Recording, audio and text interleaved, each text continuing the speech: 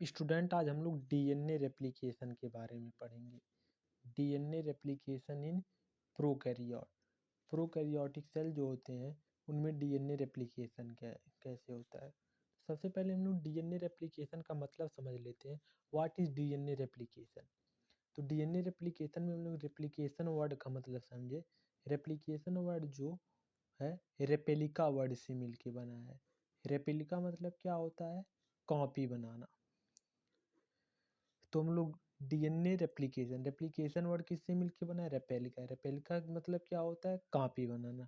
यानी कि जिस प्रोसेस के द्वारा हम लोग डीएनए की एक नया कॉपी बनाते हैं, उस प्रोसेस को हम लोग बोल देते हैं डीएनए रेप्लिकेशन।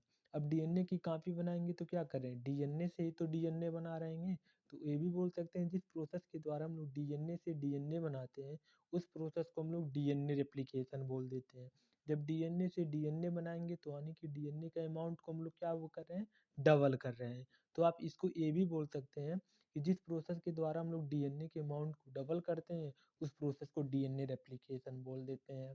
तो इसी चीज को आज हम लोग पढ़ेंगे, डीएनए रेप्लिकेशन इन प्रोकैरियोट।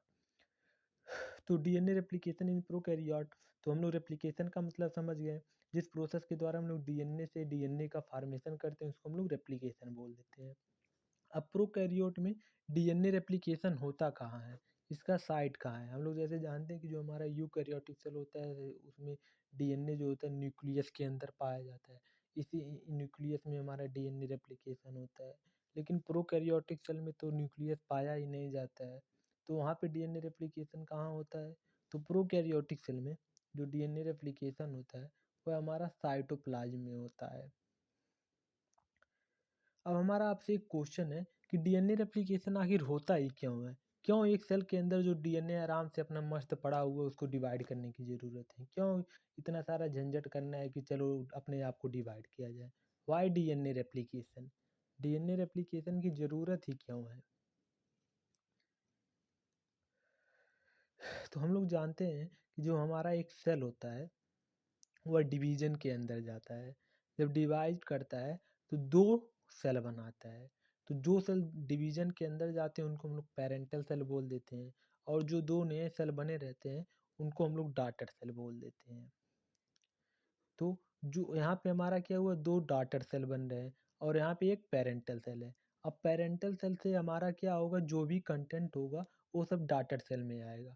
तो जब डॉटर सेल में आएगा तो डॉटर सेल में तो डीएनए भी तो आएगा। अब यदि जितना डीएनए यहाँ पेरेंटल सेल पे मान लीजिए 2 ग्राम डीएनए है, तो 2 ग्राम डीएनए इन डॉटर सेल में भी आएगा, 2 ग्राम डीएनए इन डॉटर सेल में भी आएगा। लेकिन पेरेंटल सेल के पास तो हमारा केवल 2 ही ग्राम डीएनए है। मान लो ये 2 ग्राम डीएनए एक डॉटर सेल को दे देगा तो दूसरे डॉटर सेल के पास डीएनए जाएगा ही नहीं। तो ये क्या करता है, अपने डीएनए को डबल कर लेता है। डीएनए के अमाउंट को डबल कर लेगा तो इक्वल इक्वल दोनों डॉटर सेल को दे देगा। तो डीएनए रेप्लिकेशन क्या होता है? क्योंकि डॉटर सेल में हमको डीएनए प्रोवाइड करना रहता है। अब ये डीएनए रेप्लिकेशन प्रोकैरियोट में कब होता है? जैसे कि हम लोग कहते हैं यूकेरियोटिक सेल में डीएनए रेप्लिकेशन जो होता है एस फेज में होता है सेल साइकिल की।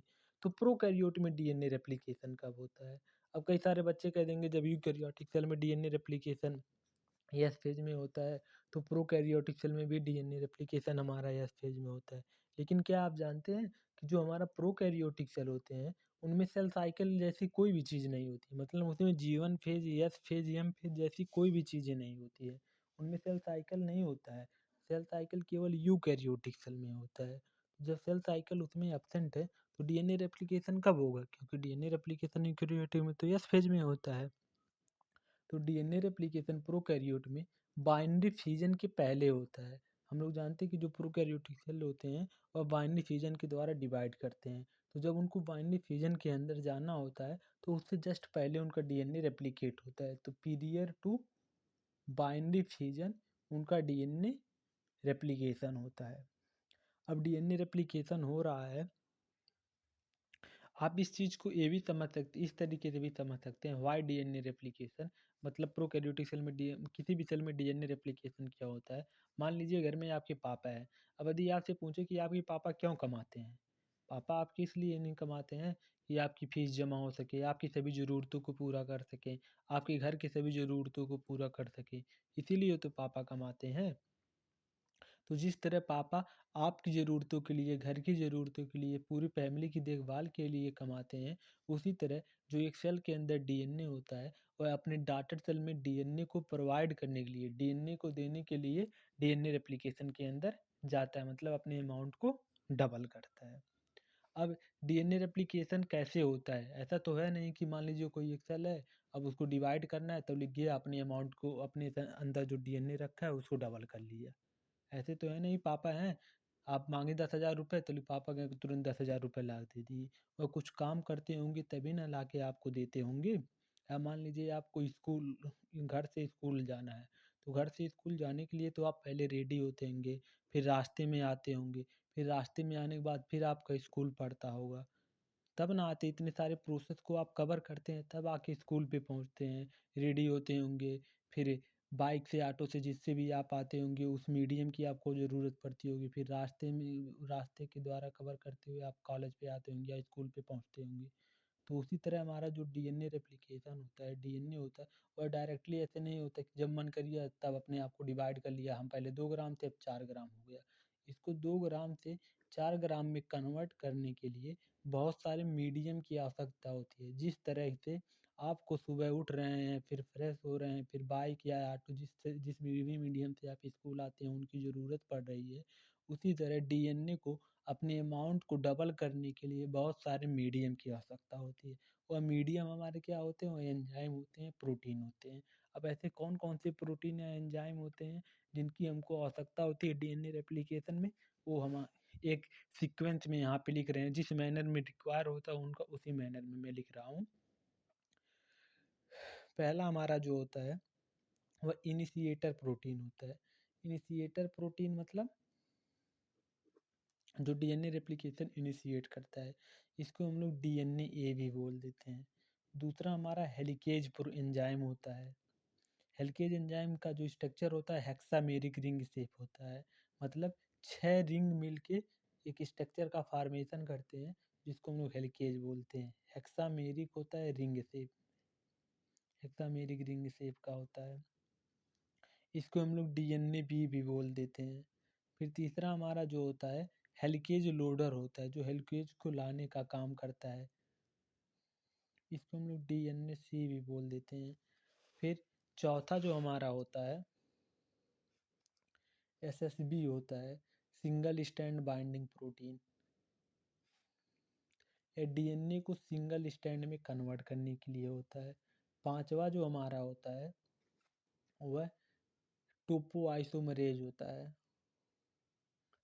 टोपोआइसोमरेज जो होता है डीएनए को जब हम लोग ओपन करते हैं, मान लीजिए हमारा एक बंद डीएनए है, इसको हम लोग यहाँ जब ओपन करेंगे तो ऐसे जब ओपन होगा तो ये इधर वाला जो पार्ट है इसके ऊपर हमारा स्ट्रेस पड़ता है। इस स्ट्रेस को रिलीज करने के लिए हम लोग ये एंजाइम लाते हैं जिसको टोपोआइसोमरेज बोल देते हैं। और सिंगल स्टैंड बाइंडिंग प्रोटीन जो हमारा एसएसबी होता है, जो डीएनए का ओपन वाला पार्ट होता है, इसको इससे बाइंड करता है, जिससे फिर से कंप्लीमेंट्री बेस पेयर मतलब फिर से डबल बॉन्ड में कन्वर्ट ना हो सके। फिर छठवा जो हमारा होता है वो डीएनए प्राइमेज होता है, जो कि आरएनए प्राइमर का सिंथेसिस करता है।